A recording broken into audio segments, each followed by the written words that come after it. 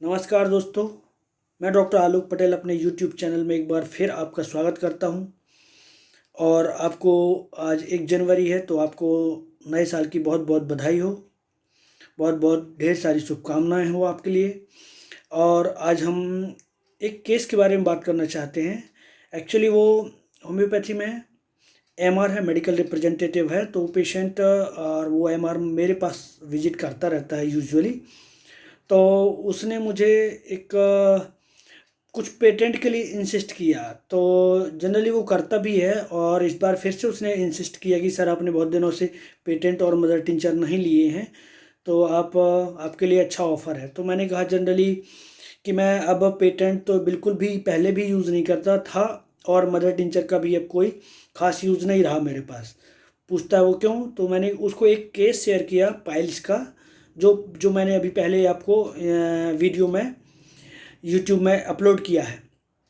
तो जैसे ही वो केस मैं शेयर करता हूँ उस पेशेंट को, उसने भी अब फिर सुनते ही उसने बताया, सर मेरे को भी कुछ दिनों से पाइल्स की तकलीफ़ हो गई है, जिससे मैं बहुत ज़्यादा तकलीफ़ में हूँ। मैंने पूछा क्या हो रहा है। बोला सर बहुत ज़्यादा अभी 15 दिन से मुझे बहुत ज़्यादा लैट्रिन में दर्द हो रहा है। जैसे ही करता हूँ बहुत सीवियर पेन होता है, इतना पेन कि बर्दाश्त नहीं होता। और वहीं वो दूसरे किसी होम्योपैथ डॉक्टर से दवाई ले रहा है, और उससे 15 से 20% उसको राहत है। तो डॉक्टर ने उसको सलाह दी है कि कम से कम 1 महीने आपको दवाई लेनी पड़ेगी, तो आपका प्रॉब्लम ठीक हो जाएगा। पर पेशेंट को जैसे ही मैंने अपना ये वाला केस शेयर किया, तो पेशेंट ने तुरंत रिप्लाई देता है कि सर मुझे भी ऐसे ही कुछ तुरंत जल्दी से दवाई दे दीजिए, जिससे मैं जल्दी से जल्दी ठीक हो जाऊँ। अब पेशेंट से मैंने पूछा क्यों इतना जल्दी दवाई चाहिए आपको, इतने जल्दी क्यों ठीक होना। पूछता है सर मुझे तो पाइल्स होने से पहले से ही डर लगता था कि कभी मुझे बवासीर का प्रॉब्लम ना हो, क्योंकि मैंने और भी लोगों को देखा है पाइल्स, फिस्टुला, फिशर, इस तरीके की बीमारियों में लोगों को बहुत ज़्यादा तकलीफ़ होती है, और मैं नहीं चाहता कि मुझे वो तकलीफ़ हो। अब हो गई है, पर क्या कर सकते हैं। मैंने पूछा कैसे हुआ है। पेशेंट ने बताया कि हो सकता है कि सर मैं इधर उधर जाता रहता हूँ, तो कहीं बाहर शायद मैंने कुछ खाना खा लिया जिससे स्टूल हार्ड हो गया, और उस स्टूल हार्ड होने की वजह से मेरा ये बवासीर का प्रॉब्लम एग्रावेट हो गया। अब उसमें ब्लड भी आता है, बहुत ज़्यादा दर्द भी होता है, और इतना दर्द होता है कि मुझे रात में ही सोचना पड़ता है कि सुबह जाऊंगा तो दर्द होगा। तो उसने कई बार मुझे यही कहा कि सर मुझे ऐसी दवाई दे दीजिए कि अभी ठीक हो जाए, बस ऐसी जल्दी से जल्दी मुझे ठीक कर दीजिए, कैसे भी हो, कुछ भी हो, कोई भी दवाई दे दीजिए जिससे मैं ठीक हो जाऊं।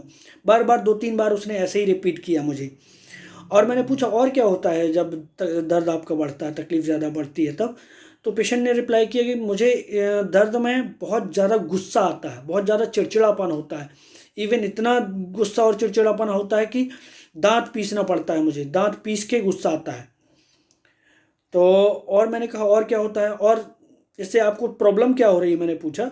उसने बोला कि सर क्या काम में मन नहीं लग रहा, खाने पीने में मुझे परहेज करना पड़ रहा। खाने पीने का मैं बहुत शौकीन हूँ, पर मुझे भी परहेज करना पड़ता है। और पूरा टाइम मेरा दिमाग उसी लेटरिन के जगह पर जहाँ पर दर्द हो रहा है, वो उसी टाइम पे वो दिमाग लगा रहता है, उसी जगह पर दिमाग 24 घंटे लगा रहता है, जिसकी वजह से मेरा काम भी गड़बड़ होता है। सबसे ज़्यादा चिंता है कि मुझे इस बीमारी से ठीक होना बहुत ज़्यादा परेशान, बहुत ज़्यादा तकलीफ़ दे रही है मुझे। तो पेशेंट के यही सारे वर्जन्स थे। तो फ्रेंड्स, अब लास्ट टाइम भी आपने 2 केस देखे होंगे, और ये तीसरा केस है हेमोरॉइड्स का।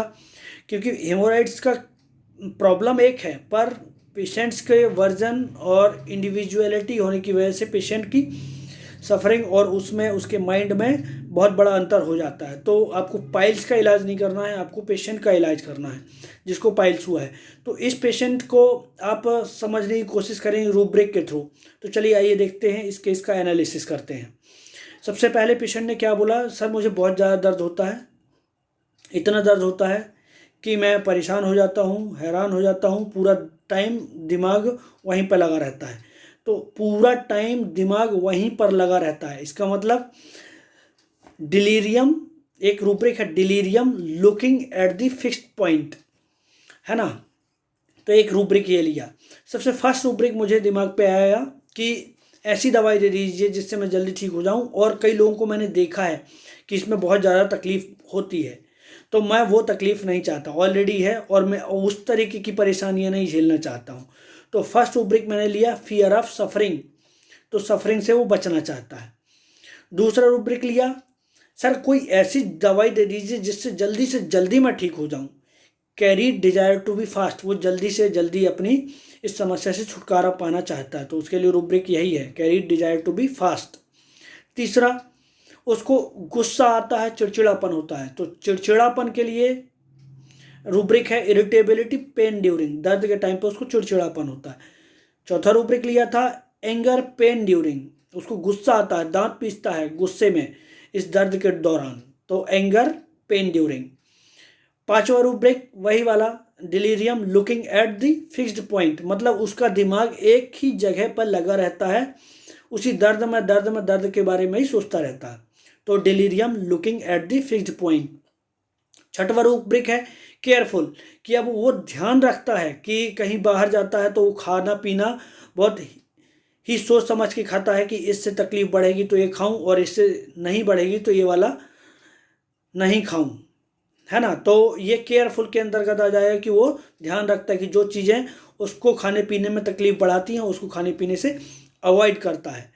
और सातवां सबसे इम्पॉर्टेंट रूब्रिक था इम्पेशेंट, मतलब उसने जैसे ही मेरा पुराना वाला केस सुनता है तो तुरंत बोलता है सर फटाफट मुझे ऐसी दवाई दे दीजिए जिससे मैं जल्दी से जल्दी ठीक हो जाऊं।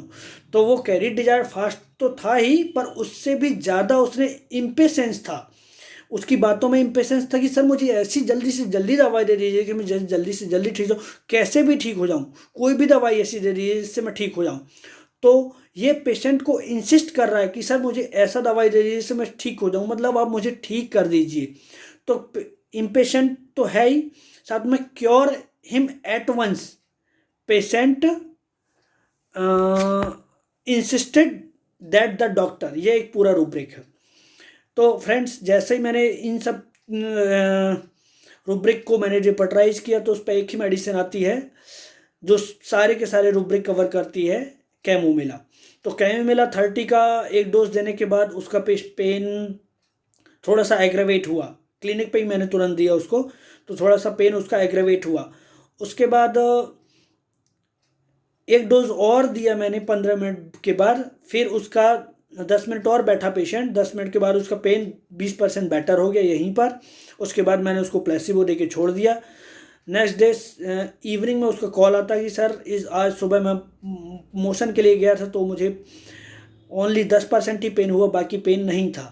उसके बाद मैंने कहा कि एक हफ्ते बाद मिलो, तो एक हफ्ते बाद पेशेंट आता है, बोला सर अभी तक कोई प्रॉब्लम नहीं थी जब से आपने एक वो दवाई दी थी, तो प्लेसिबो पे ही था पेशेंट। अब बीच बीच में उसको कभी कभी ईचिंग का प्रॉब्लम, उसने बताया कि कभी मुझे अब दर्द तो नहीं हो रहा है लेकिन कभी कभी मुझे ईचिंग हो जाती है। तो फिर फ्रेंड्स मैंने उसको ईचिंग ऑन एंड ऑफ होने की वजह से मैंने कैमोमिला 200 का एक डोज फिर से देता हूँ मैं। कैमोमिला 200 के एक डोज देने के बाद वो पेशेंट एब्सोल्युटली राइट हो गया और वो अभी 4 महीने से मेरे पास रेगुलर विजिट करता है, पर उसको कोई तकलीफ नहीं है।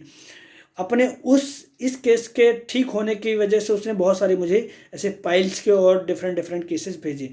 तो कहने का मतलब ये है कि होम्योपैथी स्लो नहीं है, होम्योपैथी बहुत ही फास्ट है। आपको सिंगल डोज सिंगल रेमेडी से ही आपका काम बन जाता है यदि आप इस तरीके से केस को वॉच करेंगे तो।